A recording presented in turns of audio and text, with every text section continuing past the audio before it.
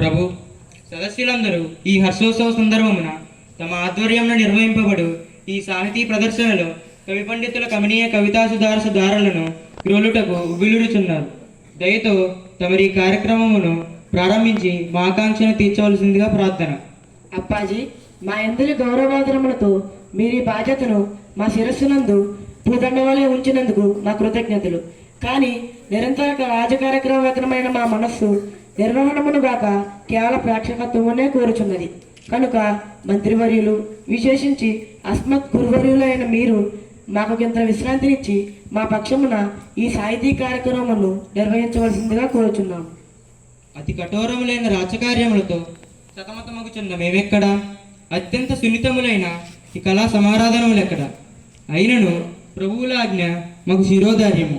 చిత్తము ప్రభు, సభా ప్రారంభము తమరే కావించవలసిందిగా ప్రార్థన. రామరాజభూషణ కవి, మీకు ఒక సమస్యనిచ్చుచున్నాము, పరిగ్రహించి పూరించుడు. తమనుగ్రహం రాయదేవేంద్ర. స్వీకరించుడు. రవికా ననిచో కవి గాంచునే గదా, రవికా ననిచో కవి గాంచునే గదా.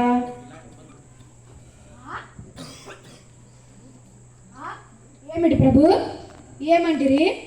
రవిక ఆననిచో కవిగాంచున, కవులకు అట్టి పనులు కూడా అంటగచ్చుచున్నారా? అపార్థమేననే కృష్ణయ్య, రవి కాననిచో కవి గాంచునే కదా అని దానిని స్వీకరించవచ్చును. యోగుడు విశేషించి వికటకవి కదా. ప్రభు, ఈ చర్చలకేమి గాని పూర్ణము అవతరింపుడు. ఆ రవి వీరభద్రు చరణాహతి డుల్లిన బోసి నోటికి నేరడు, రామకృష్ణ కవి నేరి చెబో మన ముక్కు తిమ్మరా క్రూర పదాహతిన్ తెగిన కొక్కిరి పంటికి. ప్రభు, మన ముక్కు తిమ్మరాట్ క్రూర పదాహతిన్ తెగిన కొక్కిరి పంటికి.